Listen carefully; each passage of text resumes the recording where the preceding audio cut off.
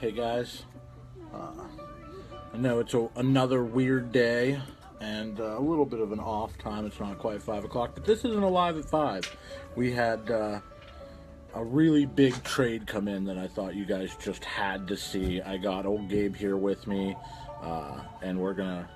First, we want to talk about what's going on today. As I'm sure you all know, yesterday was Black Friday, huge shopping day for all your big box stores and stuff. A lot of you came out and took advantage of some of our awesome deals. But the day after today, Saturday, is Small Business Saturday or Shop Small Saturday. And it generally gives the littler guys a chance to put some good deals out there for you and encourage you guys to support your local businesses and stuff. So we're going to just talk about that real quick.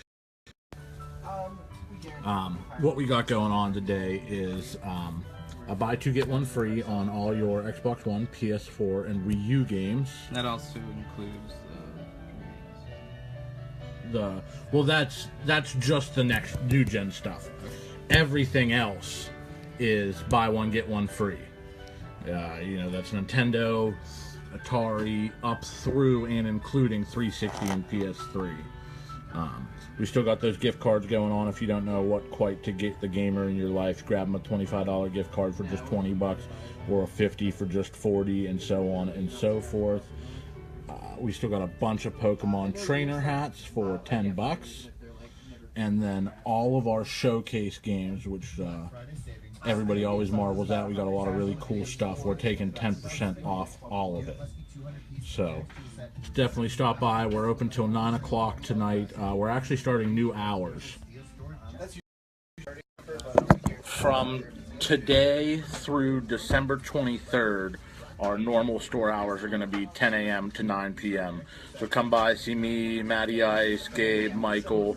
We'll get you going with all your holiday gaming needs. But now the exciting part, and I know you guys are probably just waiting with anticipation as to what we got going on here. But just a real quick run.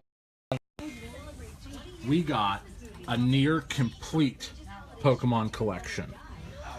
A guy came in, he's tying the knot, needed some extra cake for his wedding, and he had, with the exception of, I think we determined that just Pokken Tournament and Pokemon Art Academy, this was a complete Pokemon collection. officially. Pretty freaking cool. So Gabe and I are just going to talk about some of the really cool stuff in this lot. Anything particular off the cusp you want to talk about, dude? Yeah, there were some pretty interesting ones we saw in here. Let me see if I can find them again real quick. The red and blue. Oh yeah, these were pretty interesting and not something you see too frequently, but they're like European and like PAL region Pokemon games. Like, that's just not something I'm too familiar with, but I know the games didn't sell nearly as well over there. I'm sure they still sold very well, but not something you see on this side of the pond too frequently. And we got what, both a red and a blue. Yeah, and I know like sometimes like the translations and like, localization, they do have some different things between regions, so there could be some really different things in there, just odds and ends in the translation, or like... Right, and we're seeing a lot of, like, I just saw on my Facebook today that, like, Sun and Moon have a lot of, like, hidden humor and stuff like that. And I'm sure, like, some of those quirky, like, 90s jokes that got lost in translation, or the U.S. translation team changed, is probably a little different for the European games as well. Yeah, like, I remember in the original Pokemon, like Yellow and Red and Blue, when you get to the first town, there's that old guy laying on the ground, and later on he shows you how to get a Pokemon. Originally in the Japanese one, I guess, if you roughly translate it, he's drunk and passed out on the ground. But that wouldn't really fly in like an E-rated video game over here, so they made it so he was just sleeping compared to... a drunk. Yeah. So there's Pretty just cool. Slight differences between some regions and stuff, and it's cool. Like I said, I've never seen PAL region ones. We see a lot of the Japanese stuff come through here, but it's not often we get European stuff, so that was pretty cool. That was trading card game and Gen 1, red and blue. complete in box European versions of them. If that sounds like something that you must have, definitely stop by and grab them. Yeah, G, that is a lot that just came in, and after some intense negotiation, we picked up this near complete Pokemon lot as well as some other really cool stuff. We talked about, this was a good one. We've talked about this before. I think Matty Ice talked about it, or maybe I did, but the Pokemon Stadium. And along with that, the other big boxed Pokemon game for 64 was Hey You Pikachu. And this is a pretty common title. I mean, I can just turn around here and grab one off the wall. It's like a $3 game. But this actually was cool because you had a microphone that you had to hook in, and it was almost like a console version of like a Tamagotchi, and you raised like a Pikachu, and you had to talk to him, and it had voice recognition. That's what the VRU, voice recognition unit is. And it had this weird little microphone that you just plugged into the back of your 64 controller. Fuzzy little yellow ball. And this is incredibly sought after because, like I said, nobody had it. And this is all it is, but people lose their mind over this thing, especially the little foam on top. Filer, what's up, brother? Josh, how are you? But, yeah, pretty cool. And it just had what looked similar to like actually, it was like a weird little unit that plugged into your 64 controller port, and then you run the microphone into that 3.5 jack. Yeah, and I remember when I was growing up, my microphone actually went out, and you could actually just use like an old computer microphone in it, but you still had to have the adapter. There was just some weird stuff you could do with that game. Like, I remember if you say PlayStation to Pikachu, he gets all angry and zaps you. Like, there's just some odds and ends stuff. Like, sometimes he doesn't listen to you, so you gotta like repeat yourself to him. It's an interesting game. Yeah, pretty cool. Not one you see often complete. Like I said, that microphone is pretty highly sought after. Especially with the little foam on it, because that usually either got dirty or disintegrated into dust. Yeah, pretty cool, pretty cool. Now I got two here. These were the first Pokemon games I bought with my actual dollars, not a Christmas gift or anything, and that was Pokemon FireRed and LeafGreen. I picked up LeafGreen and my older brother picked up FireRed, and this one actually still has the wireless adapter. Not very many Game Boy games use the wireless adapter. Most will use the link cable, but I think along with Emerald and a handful of other titles, there just wasn't very many games that used it, and they're basically remakes of Red and Blue if you're not familiar, but there's a lot of cool things they added to it, and I just have very, very many fond memories of growing up playing these and arguing with my brother, and we didn't like looking things up. We didn't have like the guides and stuff, so like we would try to figure out how to get certain monsters and stuff. We didn't know you could trade certain ones to get them evolved, so I remember the first time I traded, I think it was a Haunter and got a Gengar. My mind was like blown. Like, yeah. That's awesome. I think my first trade was a Graveler into a Golem. Yeah. Hey Jake, you finally caught one. It's not a live at 5, but it's still a cool video. This was another series that I really liked and nobody really gives any credit to, but that was the pinball series. Really cool game. I mean, it's basically just pinball, but you played some sort of Pokemon where you like had to catch the different Pokemon. And the first one was really cool because I think it was the first one that did this. Yeah, there was a handful fishing and like Perfect Dark, I think. And Episode 1 Racer? Yeah. But it was a rumble cart. You popped a stupid little AAA battery in that guy, and it would rumble like a real pinball machine effect, kind of. It was really, really cool. Ton of different stages. Really cool Pokemon stuff going on in there. The pinball was a Pokemon, of course. And it was just cool, like, the concept of just beating the level is catching the Pokemon, like, instead of just hitting a certain points or objectives. Like, right. Kind of like something you could pick up and play at any age and still enjoy, you know? Right, yeah, if you were a pinball fan or a Pokemon fan, it was pretty cool. And I kind of like, I guess, owes credit to Sonic Spinball because that was another pinball game that kind of had more to it than just trying to get like a high score or whatever. Yeah. I think I know what you want to talk about next, but This is a really hard to find game. And we use the term game loosely. Yeah. The only way I know to acquire this was from ordering it. I remember cutting out the coupon out of a magazine and ordering it back in the day. That's awesome. But it's Pokemon box, and this is one of the hardest to find, not just Pokemon games, but GameCube titles.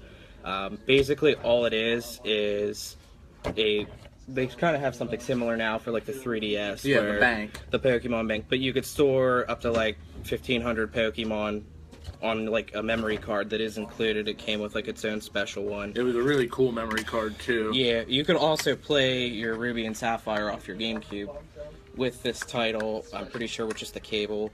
But it was nice being able to transfer, and like I said, me and my brother traded a lot, and we wanted to get like all the starters and things, and we only had 2 copies of things, and none of us wanted to give up our save files, so like... You want me to help you out here, bro? Oh man, that's tight. Yeah, I like these protector cases, but it makes it a pain if you want to use it. But originally it came with like a big box and stuff, so... Because it came with a transfer cable, It came with right? the transfer cable, yeah. It came with like, I think a booklet, if I remember correctly, but it actually had its own special little memory card, which is like a 2-tone for Ruby and Sapphire. And it's the same color cartridge as they used for the Game Boy games, which was pretty dope. And you got those little stickers. You got a red one and a blue one for Pokemon Sapphire and Ruby. But yeah, not really a game, just basically a way to store all your Pokemon. But like Gabe said, I mean, it's super sought after. It just was, you couldn't like just walk into like a GameStop or EB and pick this up back in the day. You could in other countries, but for some reason, like sort of like the component cable for GameCube, you just had to order it from Nintendo No love themselves. for the States, man. But very sought after, very difficult to find. That's the first copy I've seen in the 3 years that I've been here, so if that's any indication of how difficult it is to track down.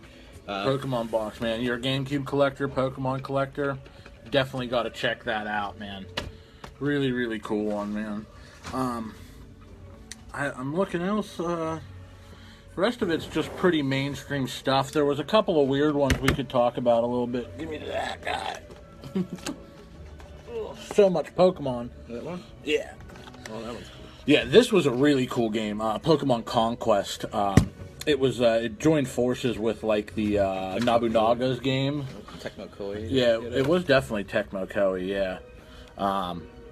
But this was like a strategy-based game where you recruited Pokemon into your warriors. Like if you guys ever played a Nobunaga's game, which I'm ashamed to admit that I have not.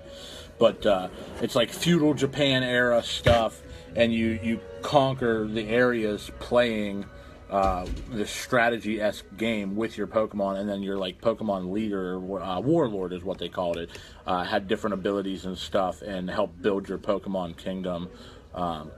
Really cool offbeat game. You don't see a lot of this anymore. But if you are a Pokemon fan or a strategy fan, this is a really cool twist on Pokemon gameplay. I mean, all the standard Pokemon types and things like that all help, but they added the assist with the warriors' skill sets and stuff. Cool game, man. Definitely check it out if you haven't played it. Yeah, the one I kind of want to go to here is this isn't really a game either, but it's kind of cool. I believe it was a pre-order bonus for either XT or maybe it was Coliseum. I think it might have been Coliseum, actually. But it's the bonus disc for it. This was the only legit way if you didn't have like a action replay or a Game Shark to get like Jirachi.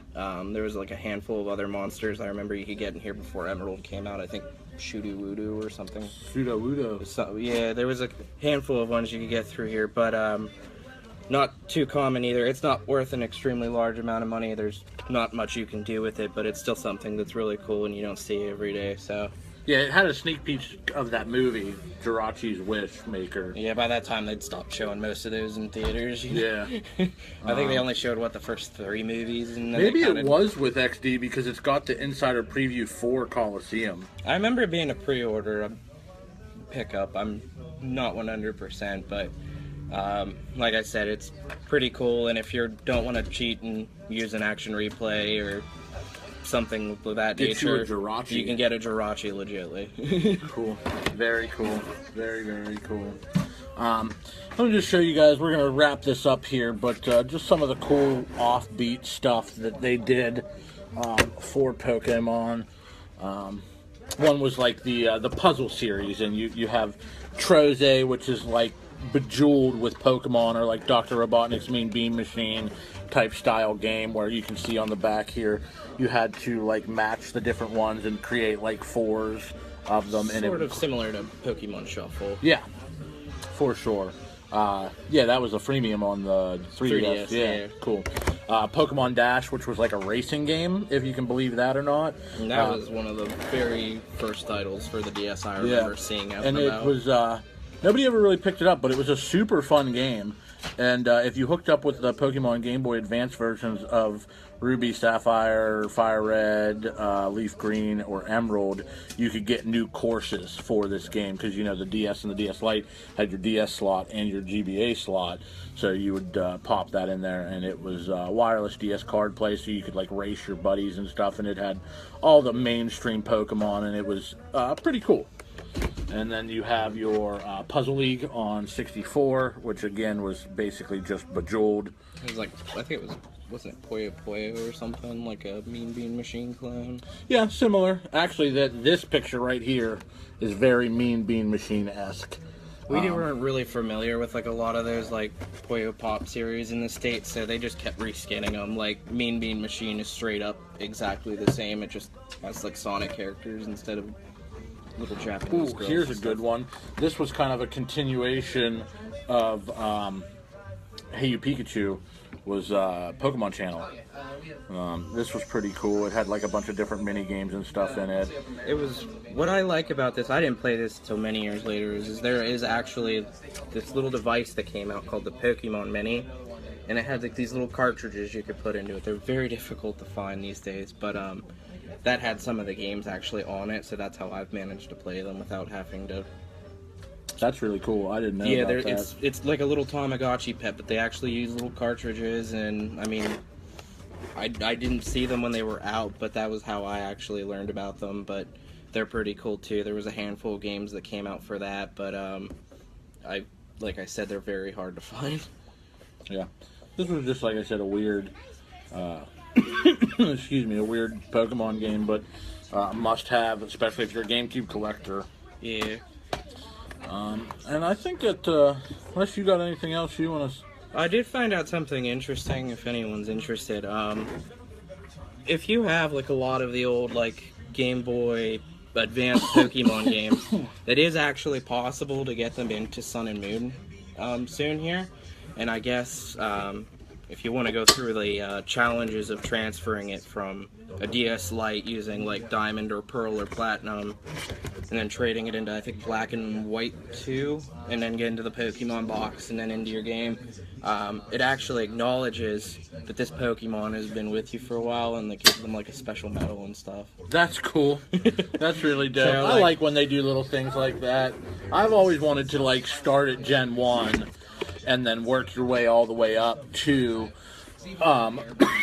putting your Gen 1 Pokemon in newer games. Well, that was what I was disappointed with growing up, is that you couldn't transfer like Silver and Gold into like Ruby and Sapphire, but I guess it was impossible because of the way the Link trade system worked. Yeah. But you can get your monsters from Ruby and Sapphire through a series of difficult things into your new games, and it was nice of Nintendo to like do something special if you go through the trouble of holding on to like your Mewtwo or whatever the whole way through. Yeah. Another cool series, Poke Park. You basically just run around these like little safari type things, and you play as Pokemon. You have to do other like Animal Crossing-esque favors, and you make more friends. And the more friends that you have, the better stuff you get, and the more levels you can go to, and the more Pokemon you can meet.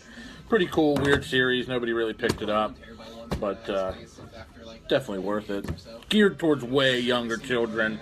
It's definitely very childish, but still a decent playthrough.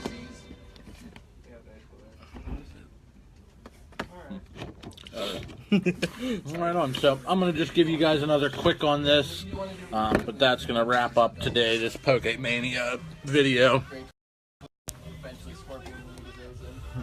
Pokemon Stadium 1 and 2, Snap, Hey You, all those Game Boy games, Puzzle Challenge, Red Rescue Team, Ruby Sapphire, Emerald, LeafGreen, FireRed are over here. Soul Silver, Heart Gold, complete with Poke Walkers, if you guys missed out on those. All the mystery dungeons, all the DS stuff.